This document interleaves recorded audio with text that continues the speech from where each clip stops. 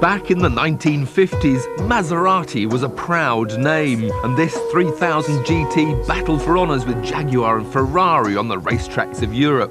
But by the 90s, the racing glories were confined to the record books, and the road cars had become eccentric uncles. Now Maserati is back on the attack, and it's got its sights set on Jaguar.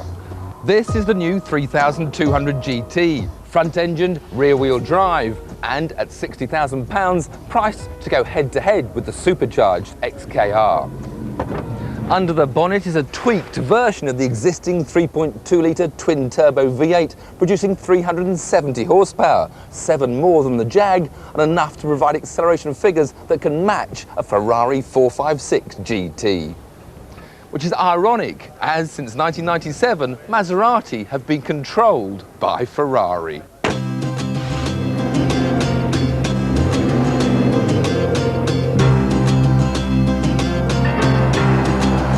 When Ferrari moved into Maserati's Modena factory, they slaved hard to make this new coupe more dynamic and more desirable. Ferrari president Luca de Montezemolo says that modern Maseratis will offer daily drivability to complement the extreme sportiness of Ferraris. But that doesn't mean blunting the once proud trident on the badge.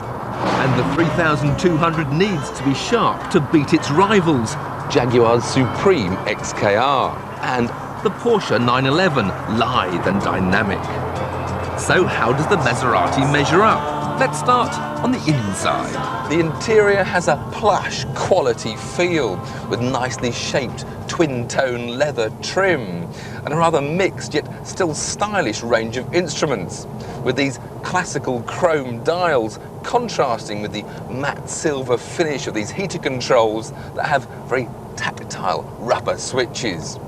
It's just a bit of a shame that the Maserati clock came from a Christmas cracker. And the view from the outside provides similarly mixed emotions. Whilst Ferraris are designed by the delicate pen of Pininfarina, this Maserati is the work of Giorgetto Giugiaro, a man best known for sports car classics like the Fiat Punto.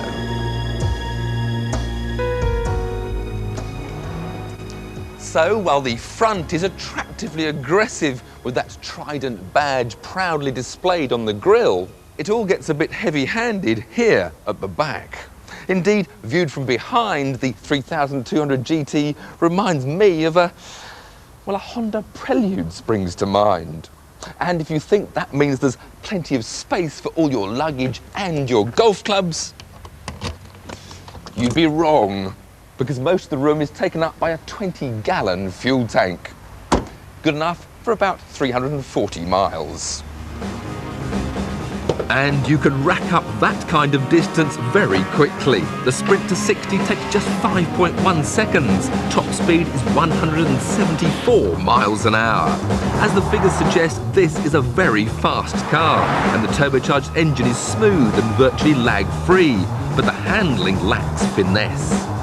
The steering is rather too heavily weighted to hold the straight-ahead position and lacks feel.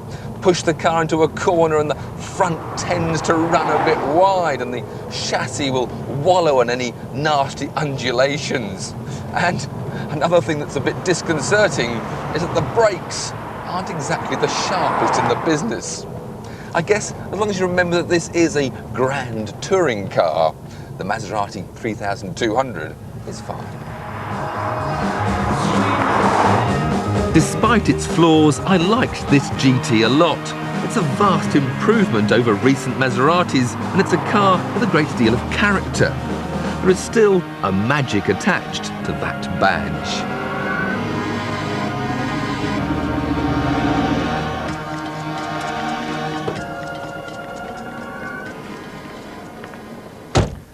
But for the same sort of money, you could have a lot more space and a better ride with Jaguar's Supreme XKR.